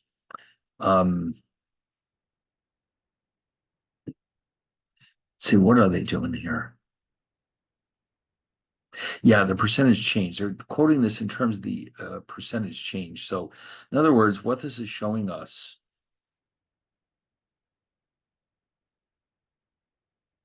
is that, let's say that at the moment, the exchange rate is $1.50 per pound.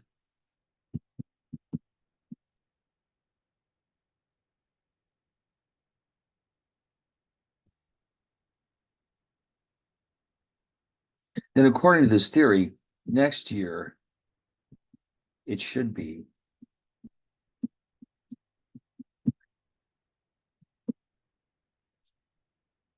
um, let's see, we're going to reduce it.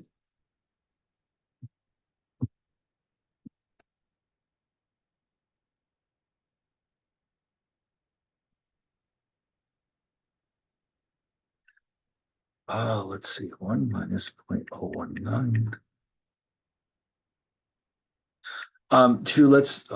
Hold on.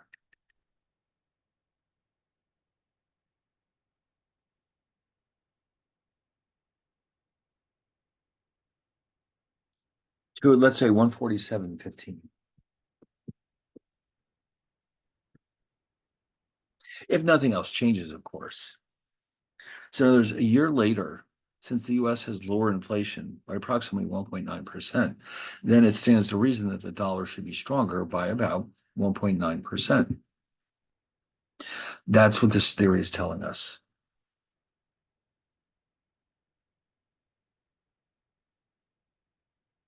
Now, here, see what they've done here is they created a graph. So you can see on the numerator is what they're telling us to do, by the way, is use an approximation. Instead of using this, let's use this. So in other words, that would mean that using the approximation, this is just so that the graph looks better. They're saying here that the actual difference in the inflation rates is 2%. So therefore, the dollar should appreciate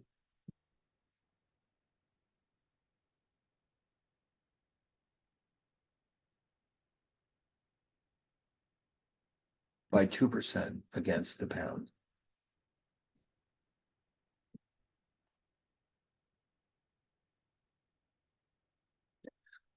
In the coming year, that is. Okay. And of course, if the two countries have the same inflation rate, then nothing should happen. If the US had the higher inflation rate, then the dollar should get weaker by that difference between the two. So they have this little graph they want you to see where the PPP line shows you what's happening if, for example, at point A,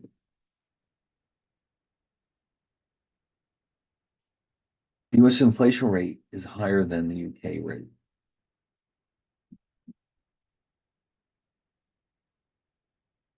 And therefore, the dollar depreciates by 4%.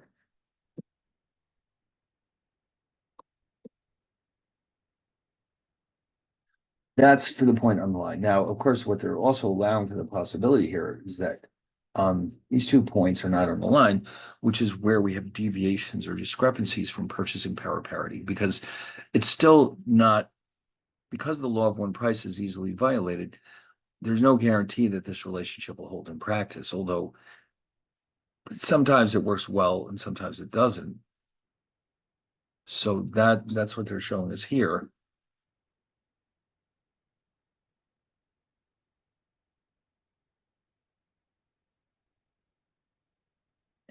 Oh, wow, all right. Oh, wow, it's already 9 o'clock. All right. I'll tell you, let's stop here. We'll come back in about 20 minutes. And we'll just quickly wrap it up. We're actually a little bit ahead of ourselves here. We only needed to finish chapter 7 tonight, and we certainly did that. But I thought it'd be interesting to get started on 8. Now, next week, I guess we'll have to think about this. Next week, we'll meet online again, and then we'll figure out what night is perfect for everybody to meet in person. So, sometime between the end of March and the end of April, we'll have to have another in-class meeting. This time, I'll send you all emails in advance, reminding yourselves and me that we're doing this. So there's no confusion about it, okay? Because we're in the classroom, there's nothing that can be recorded. So I'll make sure that we're all on the same page. Okay, so and then that last one, the 29th, we can probably just keep that one as our last in-person class. So all right, so right now let's hang on for a bit. We'll come back in about 20 minutes. And then we'll just see what else is in this chapter. Next time, what I would like to do though is I have a bunch of my own examples that I would like to go through to help us illustrate what these concepts are all about. But for tonight, we just want to see what the chapter looks like. And then next time we'll meet in person and then we'll decide on a date for the next in-class session. And then, like I said, I won't forget again, I promise you. So right now, let's have our break. And when we get back, we'll just wrap this up.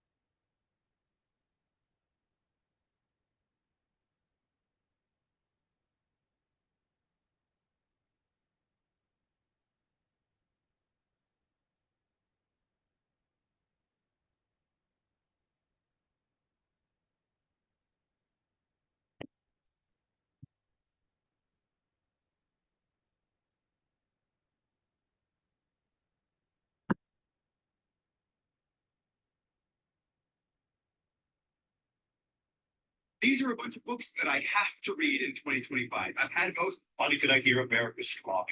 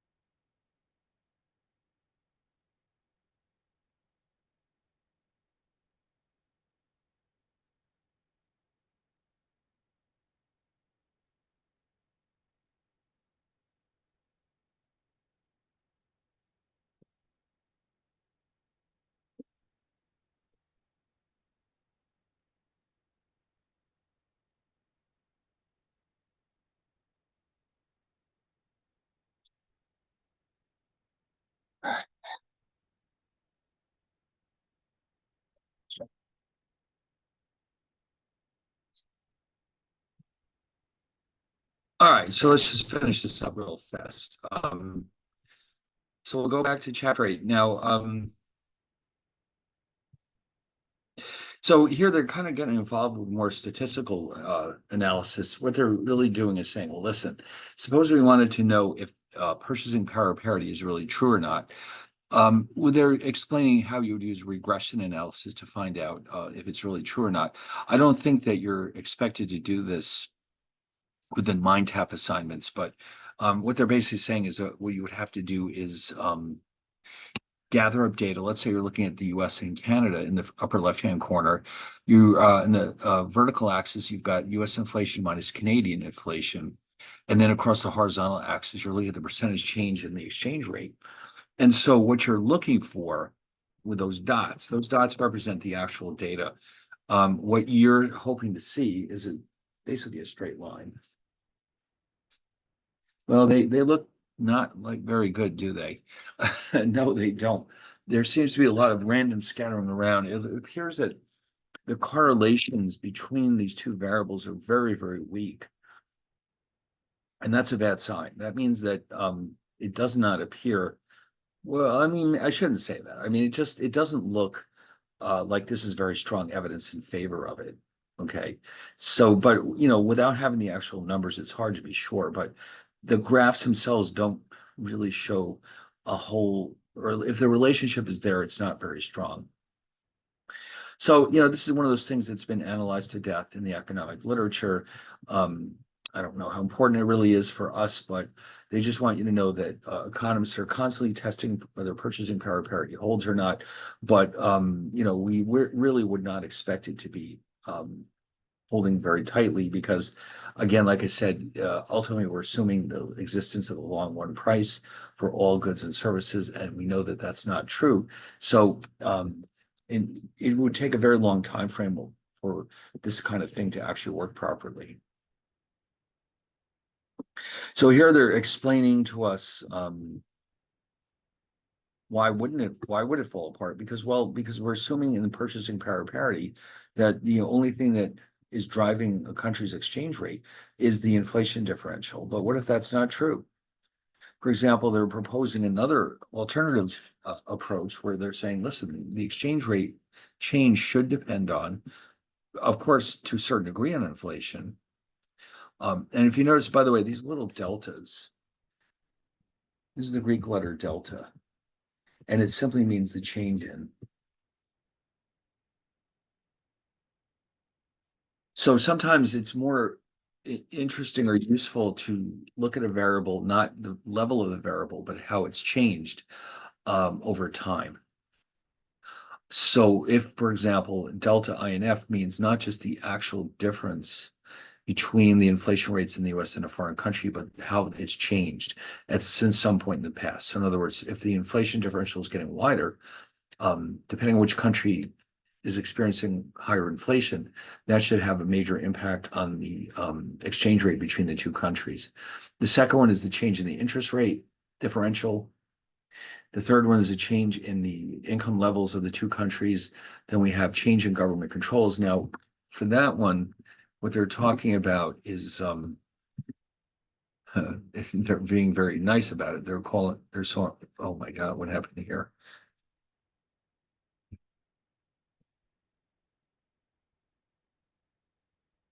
When they say government controls,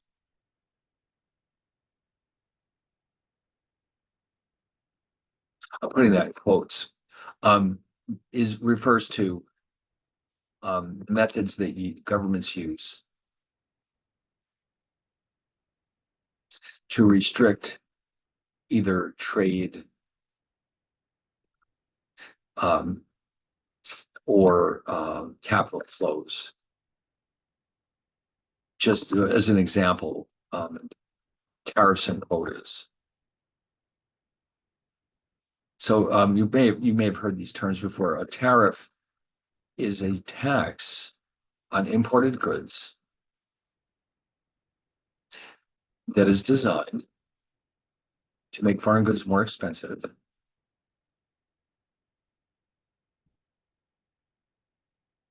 to US consumers, and therefore stimulate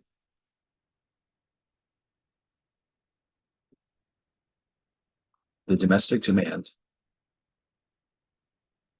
for American goods. Okay.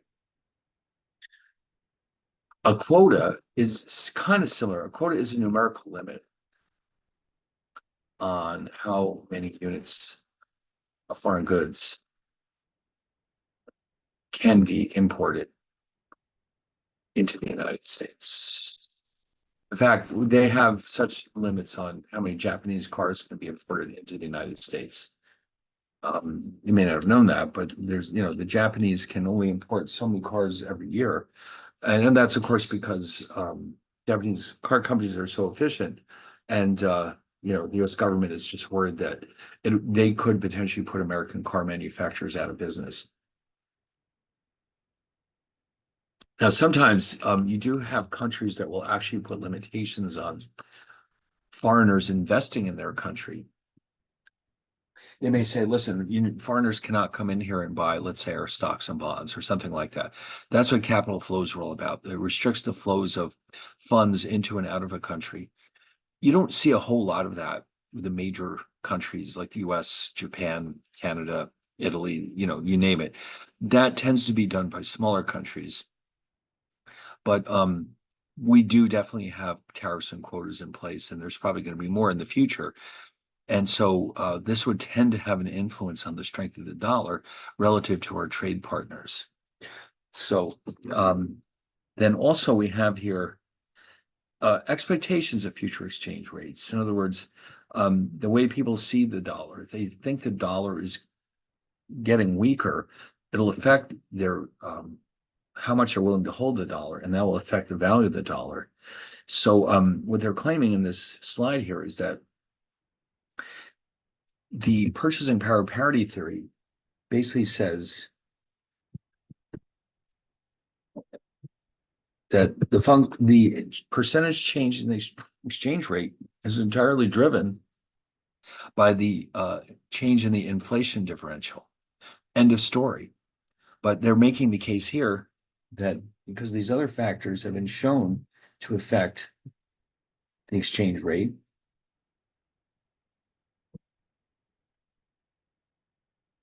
well, then it stands to reason that purchasing power parity by itself is probably not the best way of explaining the value of the dollar. It has its place, but it's incomplete, let's say, as far as it goes. It's only taking into account inflation differentials.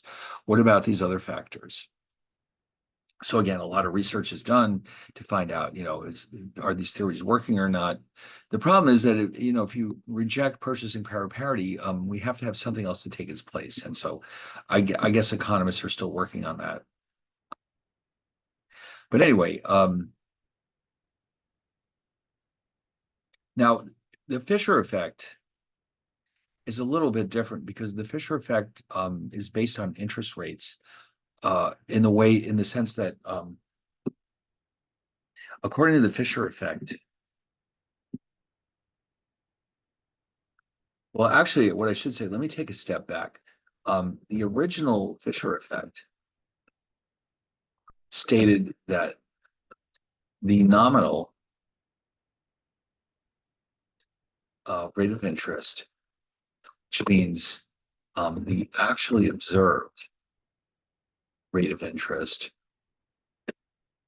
equals approximately the real rate of interest. This is adjusted for inflation plus the expected inflation rate. So just to give you a quick example, according to the Fisher effect, if let's say the nominal rate is 8% in the United States, it's because the real rate is 3 and the expected inflation rate, let's say, is 5.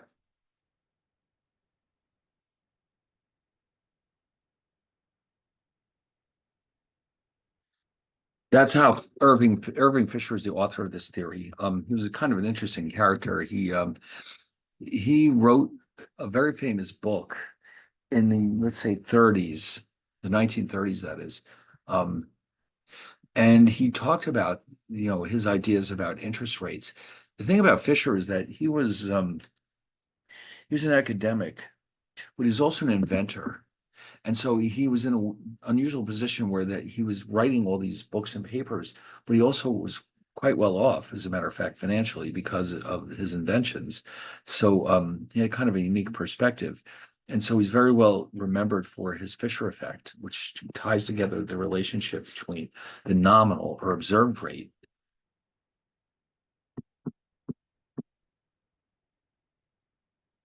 and the real rate, which is adjusted for inflation.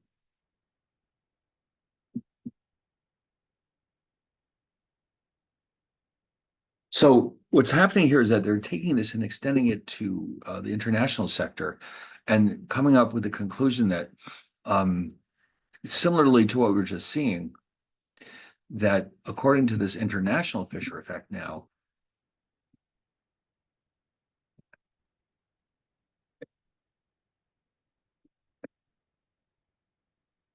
countries with the highest interest rates should have the weakest currencies, which seems contradictory to what we've seen in other chapters, but should have the weakest currency since this is an indication of a higher inflation rate. Right. So that, in other words, now keep in mind too, this is a long-term effect. In the short run, currencies tend to appreciate when the interest rates in that country increase. This is because investors will uh, buy that currency in order to invest in that country. So there's, if all of a sudden tomorrow the the euro sterling rate went up, a lot of Americans would sell their euro dollar deposits and trade them for euro sterling deposits in order to take advantage of the higher rate of interest. But in the long run, if the countries with the highest interest rates also have the highest inflation, our benefits will be eroded by the rate of inflation in the foreign countries. So according to Fisher's effect, according to the international Fisher effect, in the long run, investors will avoid countries with high interest rates since they tend to be the high inflation countries or tend to have the highest inflation rates. Okay, like you could, for example, go out in the world and find countries with very high interest rates. Wouldn't want to put your money there because the inflation rate is probably even higher by comparison. All right, so I don't want to get too deeply into this chapter because we're going to do it next week anyway. But I mean, it's fun to get started with this and see where we're going. It's very different than what we were doing with our discussion about arbitrage, that's for sure. So we're going to continue to analyze these long-term effects. And then I do have some of my own problem sets that we can work on to get some practice with these concepts. So, and then later on, the course sort of moves in a different direction where we start to focus on how companies use different techniques to hedge their foreign exchange risk. And it turns out that there's a lot of ways we can hedge foreign exchange risk without necessarily going through forward contracts. There are other approaches we can take. And so we'll be seeing a lot more of that in the last few chapters of the course. But for now, I think we'll knock it off here. And so I'll be posting everything, including the video, so you can watch it when you get a chance. And then next week we'll agree to definitely be online. And then at that time, we'll figure out when to have our next in-person class. Okay, so I hope nobody was too inconvenienced by tonight, but we'll make sure this doesn't happen again. All right, so I'll see you all next. I just saw your email right now. I didn't know that we have an in-person class, so it's a good thing I I just did. Oh, joined so you you. didn't know either. All right. Well, I Yeah, feel a little less terrible now. I yeah, wasn't sure myself because remember, I mean, I didn't know. I mean, I must have known in the beginning of the semester, but it was a long time ago, and yeah. then we had a week off, and so I just sat down at my desk and said, "All right, let's get started." So it's possible that other people didn't know either. So I don't know. As long as we have the recording, nobody will miss anything. But next time we'll just explicitly talk about it and say, listen, everyone, let's agree now when to have this next meeting. And I'll continuously remind everyone before it actually happens. So we won't have any more problems. Okay, so You next know, time is online. yeah, next week we'll have our normal online class. And then when we get Okay. together, we'll figure out like if there's a day that everybody's happy with. Because once we missed the one they wanted, that one, by the way, the one they picked was completely chosen at random. There was no particular reason why the 18th was chosen. They just want to make sure we get three. That's all they care about. If we get three sessions in person, then they're going to be happy. So we've got a while before, so this way we just have to squeeze in two more before we're done, and then everybody will be happy. Okay, perfect. Okay, And are we great. All right. supposed to submit the paper soon or? Oh, you know what you should do? Well, first of all, make sure you've got a nice topic, a very interesting topic that has something to do with this class. And then, have you already written it? No. No. Okay. No, that's okay then. Just make sure that you don't pick something that's, that's either going to take forever or that's not really relevant. Almost anything that is related to exchange rates or possibly the gold standard or the creation of the euro or anything you can think of, or dollarization in Ecuador, or there's so many things you can choose from. And just make sure you can get information about it, and that you can work on it between now and the end of the course. It won't be due to the very end of the semester. And just make Okay. sure that you're working on something that you find interesting, but it's also relevant to the course. Okay, should I send you a topic and you agree on it Yeah, go or? ahead. Why don't you do that? So that Perfect. way, if it doesn't seem like a good idea, I can help guide you towards something better. Okay, great. All right, great. All right, excellent. All right. So good night, and I'll see you next time. Okay, good night. All right. All right, bye. Bye.